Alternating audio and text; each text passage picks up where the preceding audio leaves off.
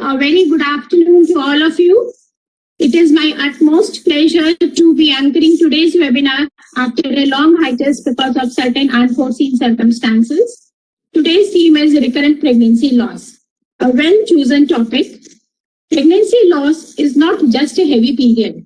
It's a loss of life. It is death and birth all in one moment.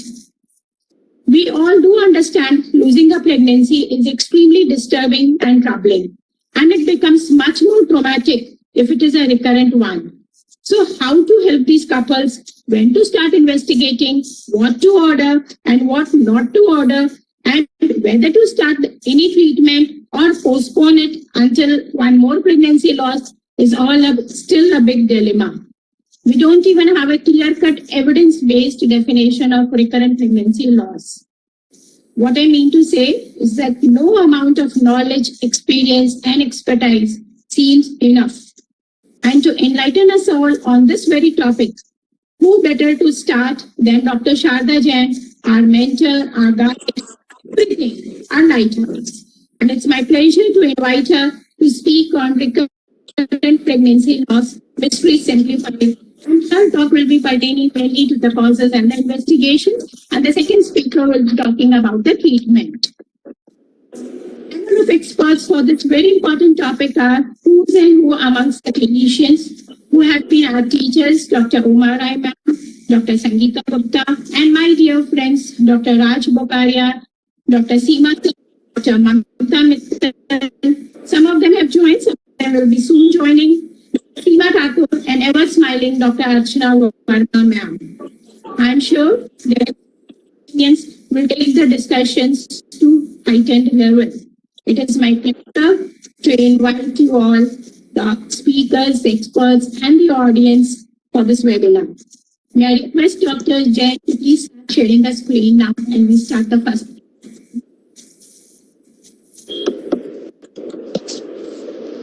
Give me a second. Yes.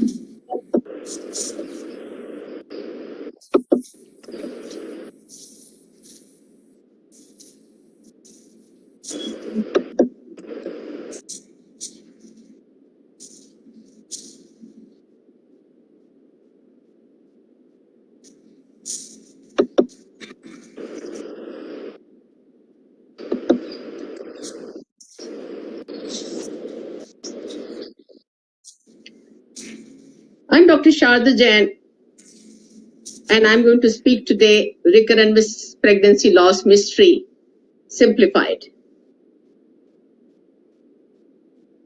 This particular condition is very distressing, very disturbing, make the couple depressed.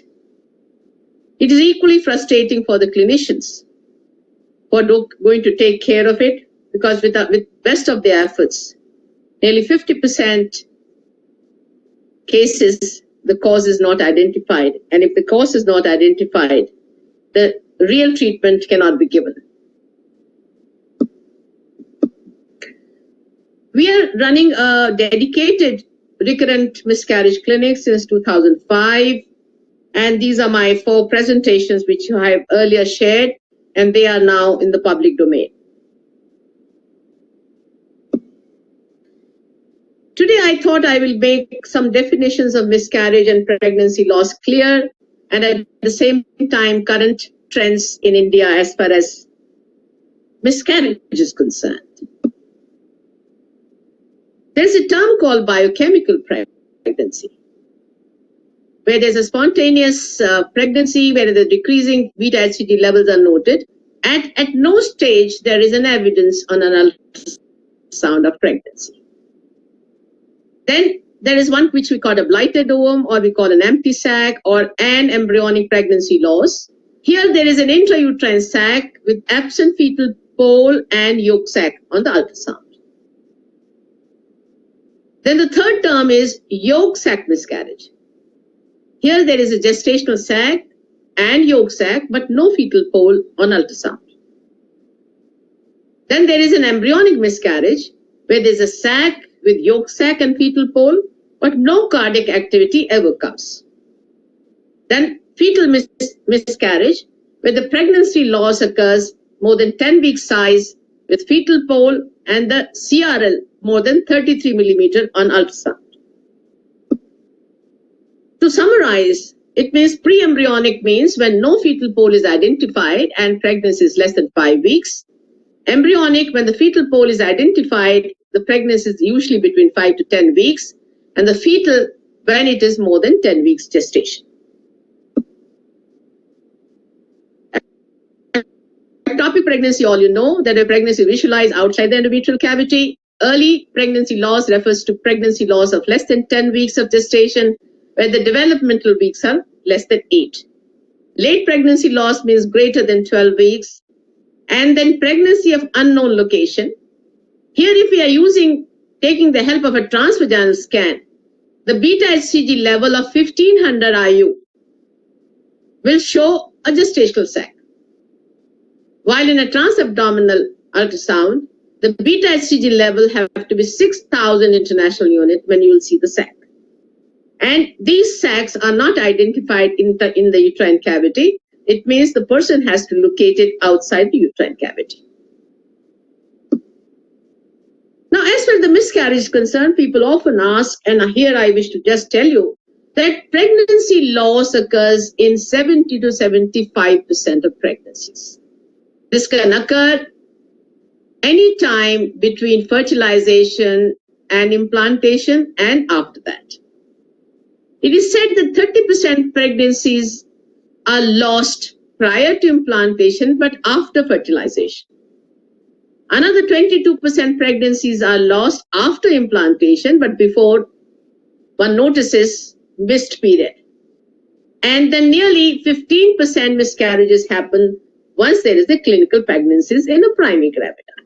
So even in the first pregnancy, everybody must know, and the patient also must be informed by you, that nearly 15% pregnancies will miscarry right in the first trimester itself. We also know that nearly 80% of all pregnancy losses occur within the first trimester. So एक बार 12 हफ्ते हो गए, इसका मतलब ये है कि major problems will be over. Somehow it is seen the incidence of miscarriage is higher in Indian women compared to the Western women. The reason are not known to me, except that we are a poor country with poor nutrition.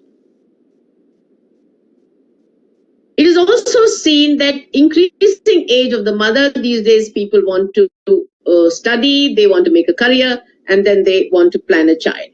So once they plan the child and they do not find pregnancy occurring very readily, they are getting worried about it. Doctor, humne to try nahi kiya tha, so they need to be informed that the best age to get pregnancy is between 20 to 25. Increasing maternal age, associated obesity, excessive caffeine intake and alcohol intake are known risks which cause abortions. To this August listeners who are listening me, they all know about miscarriages more than myself. They are standard definition of threatened abortions, septic abortions, inevitable abortions, and missed abortions. My focus today will be on a recurrent miscarriage. Primary recurrent miscarriage is when patient does not have any live birth. The secondary recurrent miscarriage is when she has had one previous live birth.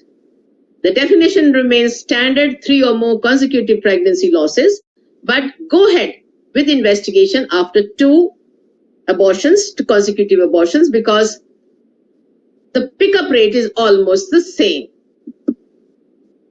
Now, this is telling the possible causes of miscarriage. I'm not talking of recurrent losses. It shows very clearly that increasing maternal age is associated with aneuploidy, and that is the cause of abortions. Hormonal metabolic disorders, as far as hypothyroidism is concerned, or diabetes mellitus, in case if it is not picked up or badly treated, can lead to abortions. Infections, genital tract infections are definitely create a Th1 environment and cause abortions. Lately, lifestyle has gone haywire, and environmental toxins are also a lot of around, and people have started, fixing lifestyle and environmental factors also as the cause of abortions. As for the fetal factors are concerned, we all know about the chromosomal anomalies and embryonic defects I will going to dilate little more on this aspect. As for the management is concerned, it means diagnosis and the treatment, and I'm going to tell you about the current trend in the recurrent pregnancy loss. The review of literature has been made till date. Till date means till April 2021. The question is often asked about the ectopic and HMOL. Ectopic and HMOL are not included in recurrent pregnancy losses. Should we have a dedicated recurrent pregnancy clinic? Yes. Soon after the second abortion, these people should be referred to one place where under one particular roof, they get counseling, all the investigation and the management, and the staff is dedicated and trained. As for the incidence is concerned, if you take the cutoff as 2 abortions, the incidence in general population becomes 5%. But if you take exclusively 3 consecutive pregnancy losses prior to 20 weeks, it amounts to 1%. I again repeat, ectopic pregnancy and molar pregnancy are not included in recurrent miscarriage. Etiology can be broadly divided into 5 categories, and the proportion which you see on this particular slide more or less remains same globally. So today I'm going to highlight in these 5 areas parental and products of conception chromosome anomalies, untreated hypothyroidism, uncontrolled diabetes mellitus, uterine abnormalities, and APLA syndrome. Fetal malformations have been found to be responsible for 85% of early clinical miscarriage.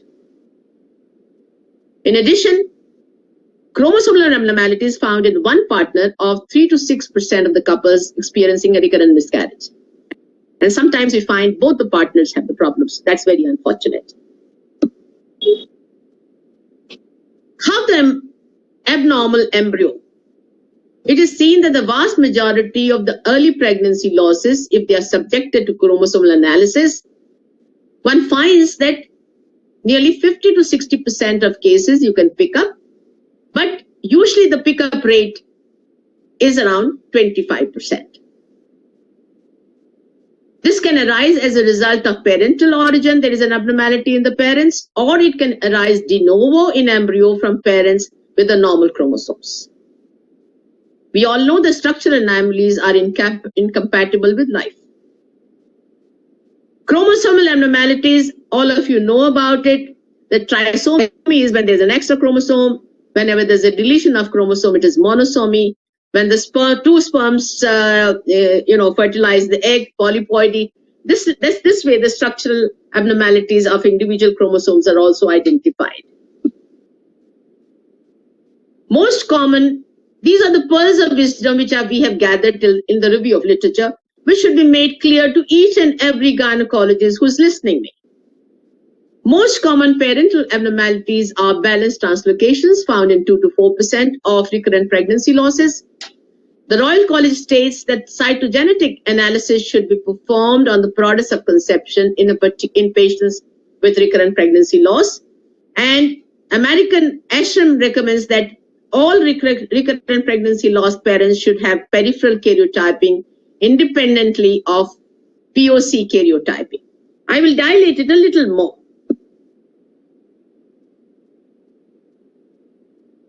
My fetal medicine colleagues say that the time has come that the product for conception, instead of sending for karyotyping, should be sent for chromosomal microarray. So instead of then the pickup rate becomes 10 times more. So instead of 20-30% which we pick up at this particular time, we can pick up almost in 90% of cases the abnormality is there. While the couple peripheral blood should be taken and it should be karyotyping should be done, because those abnormalities on the chromosomes can only be picked up on the karyotyping. So the couple does not require microarray, it is the karyotyping which has to be done. One can see here that genetic factor can be there in both the parents or in the fetus. If the fetal loss is less than 10 weeks, one can find all these kind of abnormalities like trisomy, polyploidy, and monosomy. As far as the paternal genomics is concerned, we can find that chromosomal translocation, reciprocal translocation, and all are very common. It is seen as almost 60% of cases, and the rest abnormalities, as shown in the photographs, are also identified. Now, it is said that once the products of conceptions, we subject them for microarray, two things can happen. The products of conception shows that it was a euploid conceptus. Here, it means the doctor should go for full workup of recurrent pregnancy loss and find out the cause other than this chromosomes. If you find on the products of conception, one can find, say, aneuploidy, no further investigations are required as far as the RPL is concerned, and they should consider PGD. If one of the parents are found to have problems of unbalanced translocation or inversion or any other on the parental karyotyping, again they are offered PGD. Now, what is the pearls of wisdom now? The genetic counseling offers couple prognosis for the risk of future pregnancies with unbalanced chromosome complement and opportunity for familial chromosomal studies.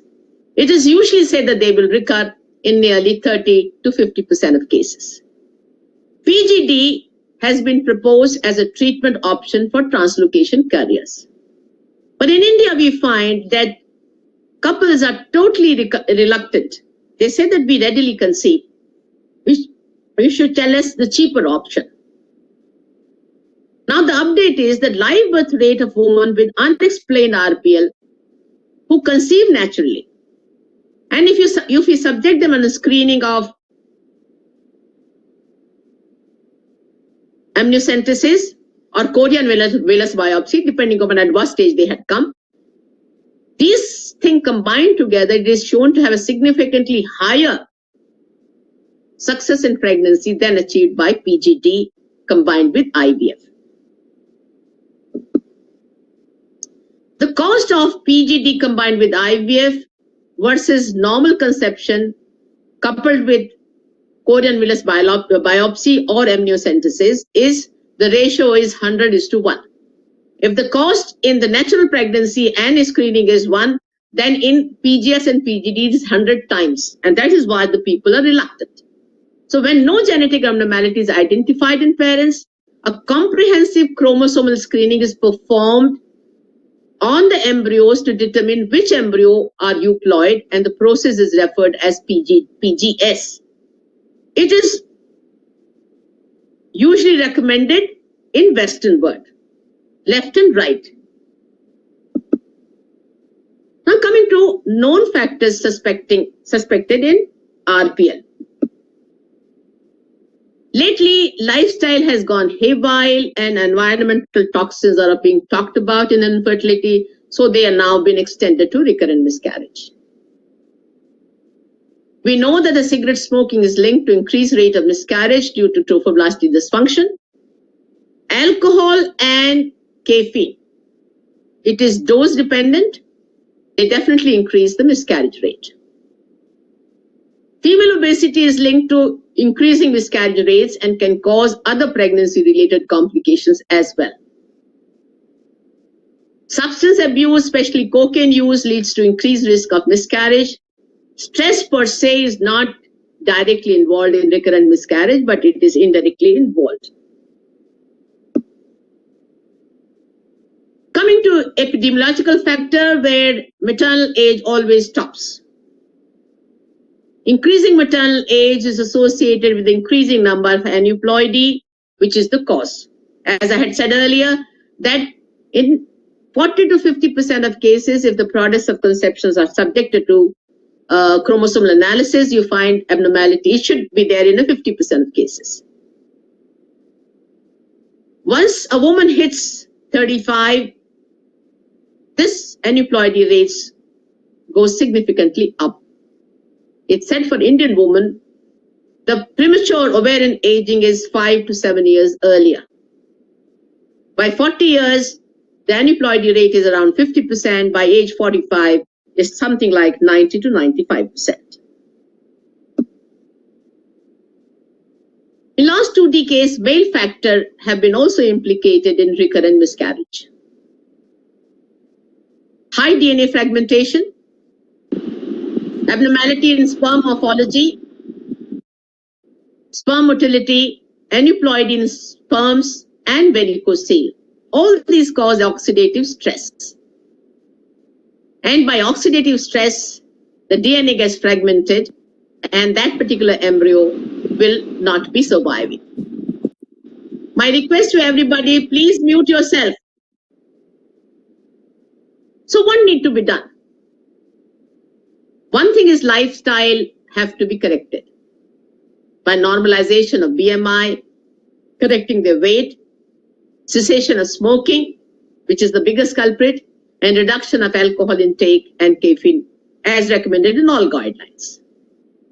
Semen analysis per se does not seem to be predictive of miscarriage, but DNA fragmentation index does is a very simple test, and this can be learned by any gynecologist and it can be offered in their dedicated clinics.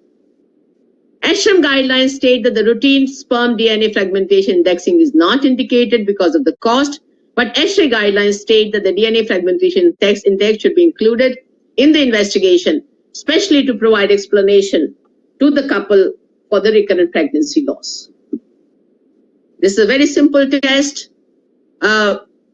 We are the pioneers in starting this DNA fragmentation index in Delhi, and now many of us students across the country know this particular test and they are using it very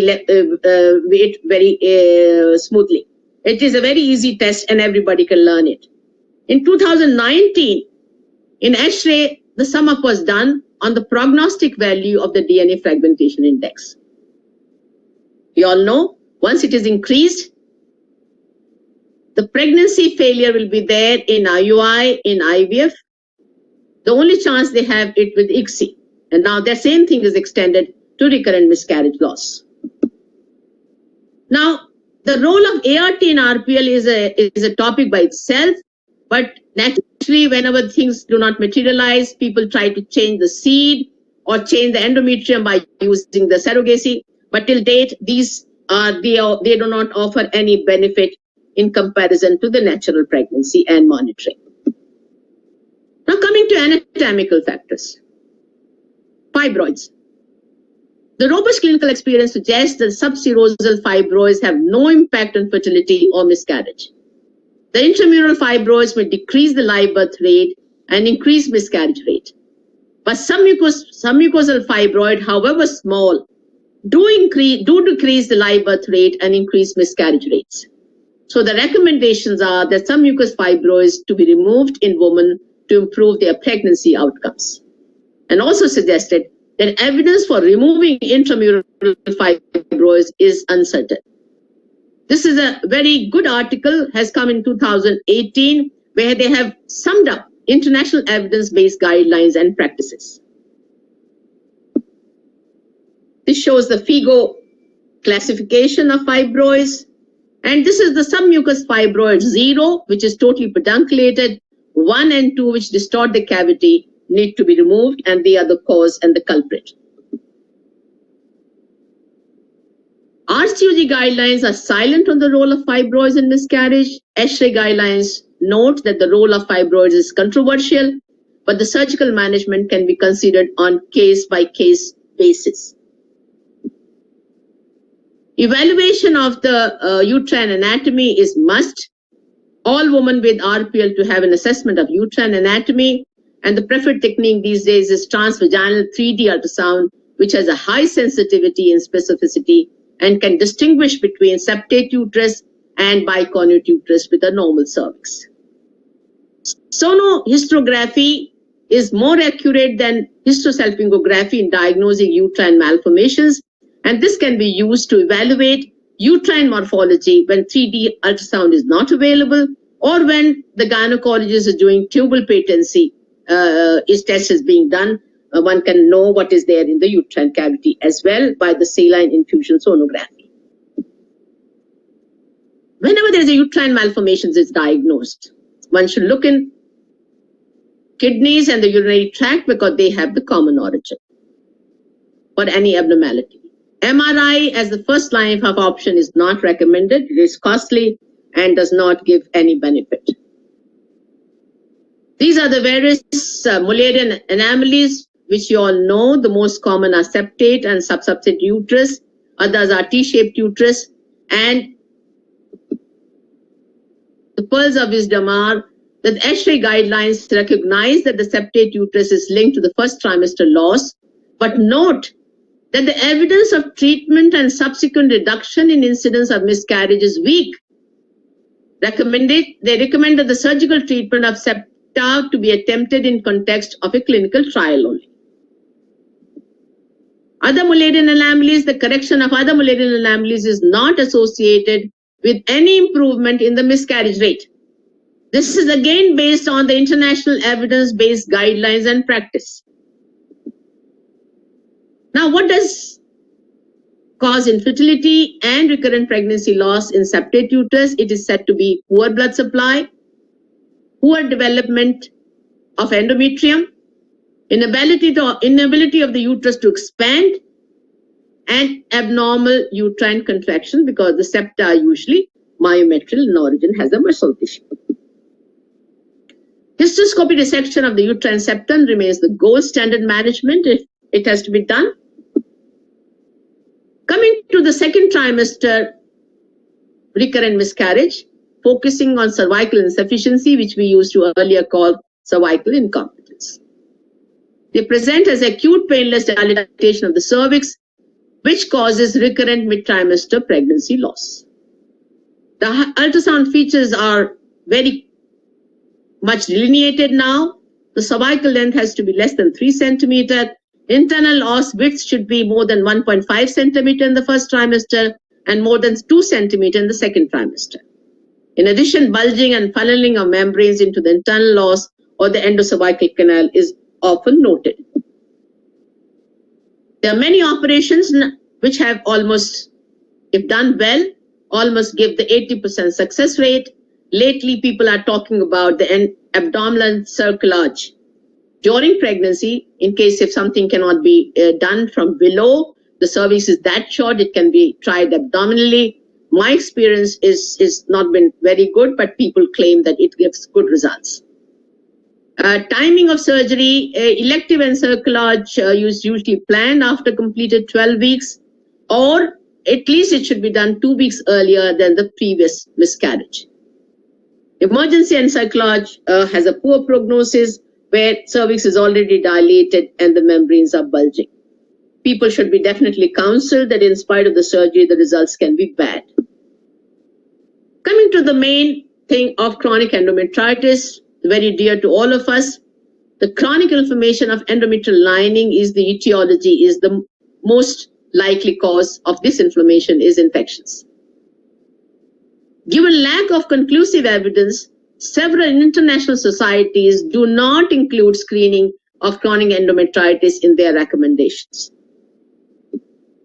Some studies, mainly done from Asia, have shown that the increased prevalence in women with RPL to the tune of 10 to 30%. The standard diagnostic test is identification of plasma cells in the endometrial stroma. I'm an Indian gynecologist, and I always remind my colleagues that TB cannot be ignored.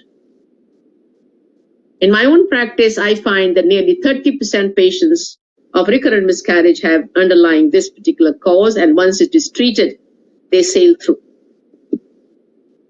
Torch as investigation should be abandoned, and this is emphasized time and again.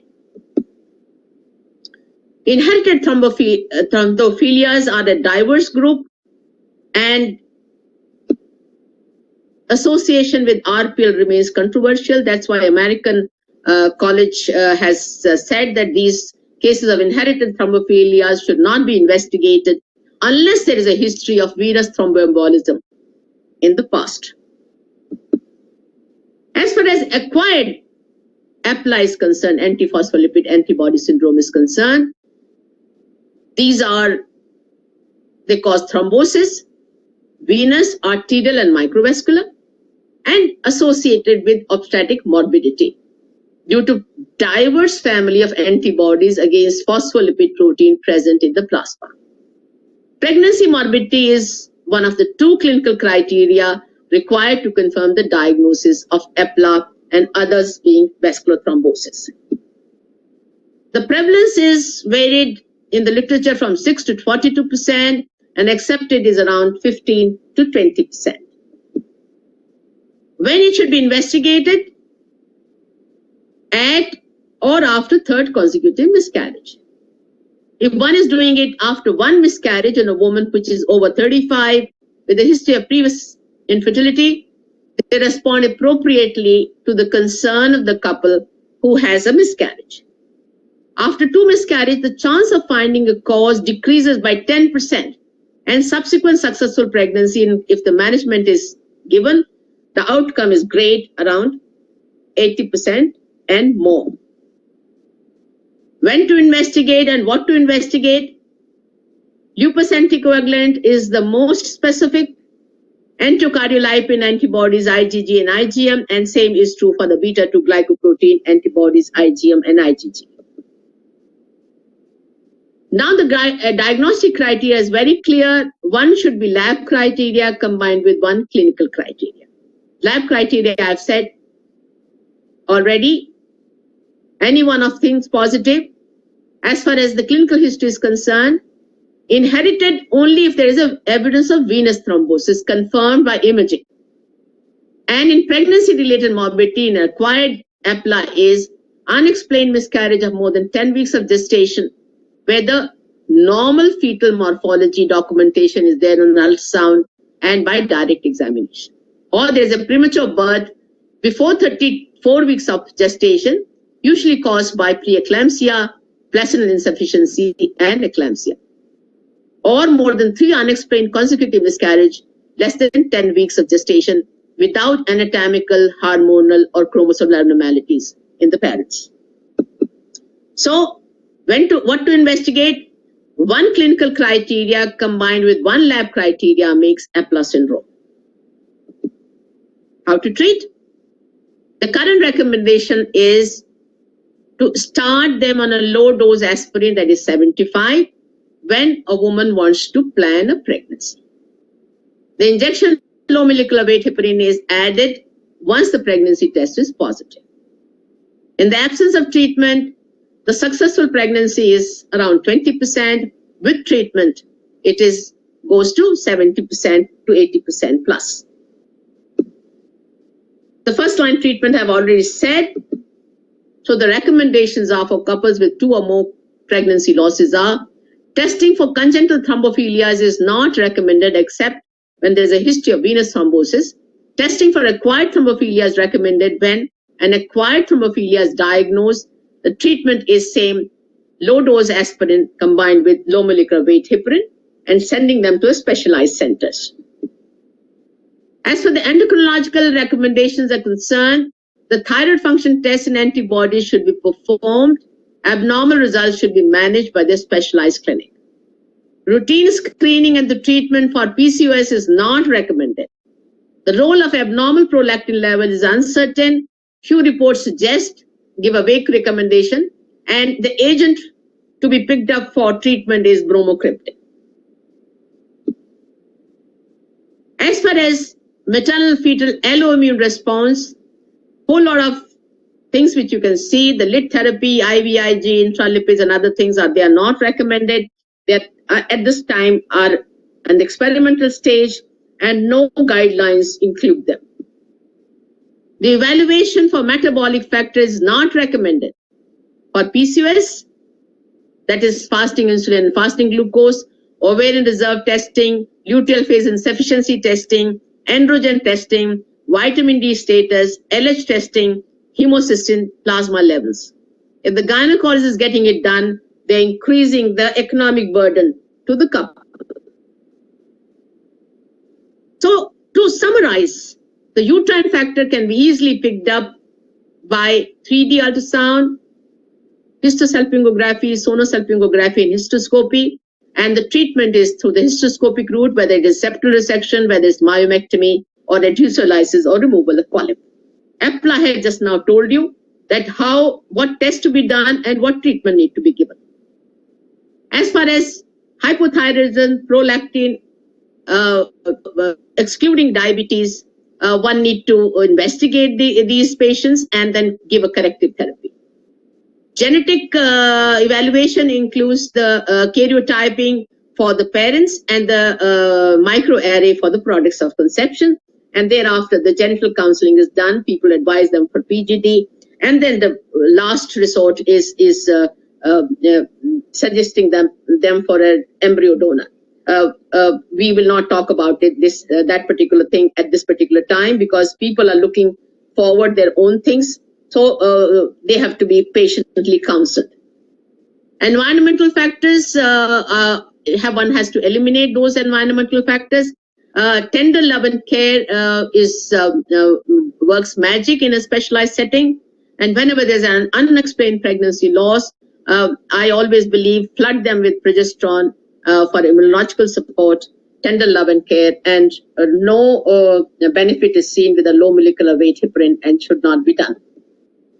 Now, coming to burden of unexplained recurrent pregnancy loss, these are my personal comments, and this is not uniform, which other people also will second me. Western books and experts say that unexplained recurrent pregnancy loss account for 50% of all cases, and if you cannot explain the cause, it is difficult to give them the treatment. A substantial proportion of RPL remains idiopathic or unexplained in the Western world, but ruling out tuberculosis as chronic endometritis, better and consistent evaluation of genetic factors in products of conception by chromosomal microarray, and EPLA and other immunological factors, male factors have been proposed and need to be explored for the same. Women with unexplained RPL have been shown to have a greater tilt towards T helping type cells or pro-inflammatory cytokines, which are marked by the TNF alpha. Because TNF alpha, I was told that if it is raised, one should think of tuberculosis in Indian settings. And these both factors are TH1 type and the pro-inflammatory cytokines are both anti-pregnancy. They bring disaster, cannot be ignored in India. So to sum up on the miscarriage end, around 70 to 75% conceptions are lost prior to live birth. Once a woman has had a positive pregnancy test, around 50% risk of having a miscarriage in prima gravida. This incidence rises with increasing number of miscarriage. Miscarriage associated with chromosomal abnormalities in conceptus in over 50% of cases.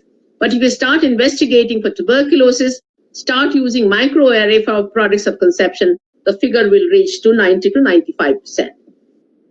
Recurrent miscarriage is known to affect 1 to 5% of women depending upon criteria we use of 2 or 3 abortions. Known causes can be broadly classified into fetal and maternal factors. Etiology, I can say, is multifactorial. Paternal, lifestyle, and environmental factors have cropped in the last 2 decades.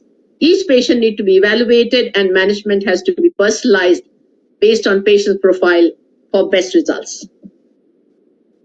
As for the RPL causes concerned, a full workup can be initiated following 2 consecutive abortions. EPLA syndrome is a treatable condition of RPL and implantation failure. Pregnancy outcome is rewarding with low molecular weight heparin combined with low dose aspirin, and it has both antithrombotic and complement antibodies. Alternative therapies in EPLA like low dose aspirin combined with hydroxychloroquine, fluoxetine, plasmapheresis, complement inhibitors like they can be used in catastrophic situations, and people have started talking about it. So this is a separate topic by itself. Lifestyle modifications, wonder can be seen, and then tender love and care are most rewarding. Be healing with your words, be tender with your words, be gentle with your hands, and watch the miracle happening. So thank you very much. This is what I had to say. Now, the second part will be talked with Dr. Deepti, and then we will take up the cases. Thank you. एक minute, let me just to stop sharing. Just 1 minute.